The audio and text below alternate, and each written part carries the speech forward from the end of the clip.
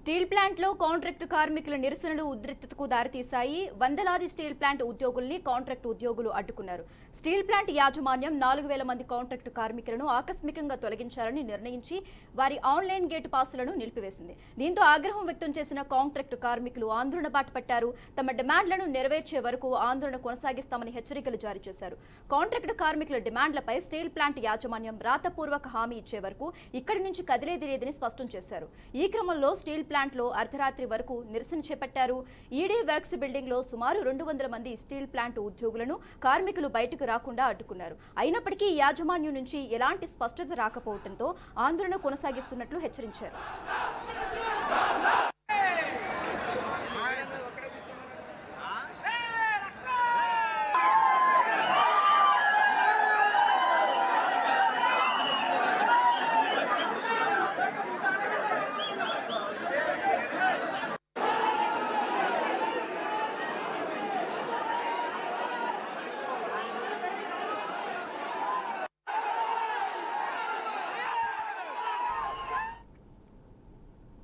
Steel plant ఉద్రిక్తతకు సంబంధించి మరింత సమాచారం మా ప్రతినిధి బాలకృష్ణ ఫోన్ ద్వారా అందిస్తారు. బాలకృష్ణ,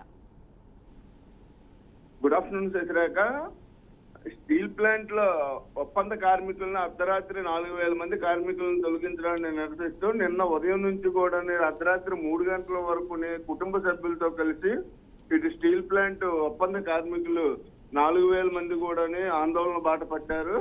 అయితే మొత్తం తెల్లవారుజామున 3 గంటల వరకు కూడా ఈ యొక్క నిరసన కార్యక్రమం కూడా జరిగింది. ఈడీ వర్క్స్ బిల్డింగ్ వద్ద మొత్తం బైఠాయించి మొత్తం వాళ్ళందరూ కూడా తమకు న్యాయం జరిగేంత వరకు ఎక్కడి నుంచి కదిలేదు లేదంటూ కూడా చెప్పడంతో పోలీసులు రంగ ప్రవేశం చేసి వాళ్ళని నచ్చజెప్పే ప్రయత్నం చేసిన ప్రయత్నాలన్నీ విఫలం కావడంతో వెంటనే ఉక్కు యాజమాన్యం ఎవరైతే ఉన్నారో అధికారులు రంగంలోకి దిగారు.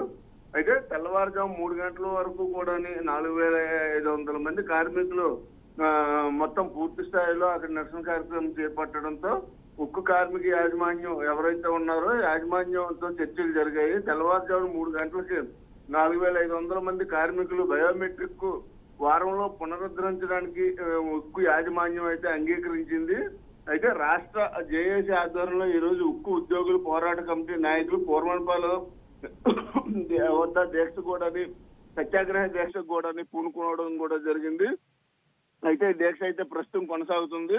సాయంత్రం 4 గంటల వరకు 4 గంటలకు ఉక్కు ఉద్యోగులు ఉద్యమంకి మద్దతుగా కార్మికులతో కలిసి ఢిల్లీలో మొత్తం ఏపీ పిసిసి అధ్యక్షురాలు వైఎస్ శర్మిల కూడా పాల్గొనున్నారు.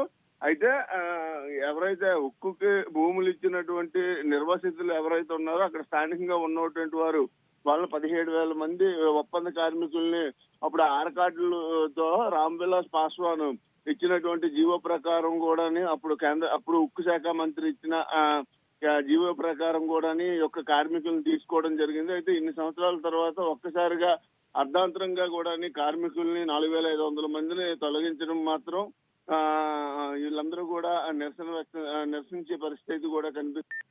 ప్రధానంగా చూసుకుంటే ఒప్పంద కార్మికులందరికీ కూడా కాంట్రాక్టులే వాళ్ళకి జీతాలు చెల్లిస్తున్నప్పుడు కూడా ఉక్కు నుంచి ప్రతి నెల కూడా 2000 రూపాయలు బోనస్ అదనంగా కూడా ఒప్పంద కార్మికులకు ఉక్కు కర్మాగారం ఇవ్వాల్సి ఉంటుంది.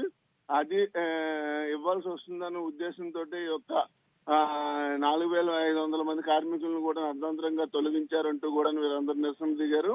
అంతేకాకుండా అక్కడ ఉన్నటువంటి ఉక్కు కార్మికులు వాళ్ళెవరిని కూడా లోపలికి వెళ్లకుండా కూడా అడ్డుకునే పరిస్థితి అయితే కూడా చోటు చేసుకోవాలి. Okay right, thanks for updates Balakrishna.